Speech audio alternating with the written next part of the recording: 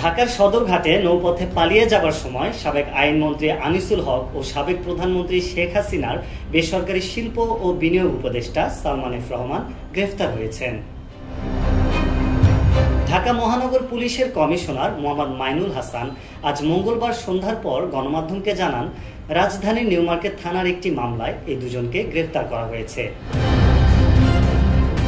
Police সূত্রে আরও জানা গেছে, কোটা সংস্কারের দাবিতে বৈষম্য বিরোধী ছাত্র আন্দোলনের কর্মসূচি চলাকালে 16 জুলাই ঢাকা কলেজের সামনে সংঘর্ষে দুজন নিহত হন।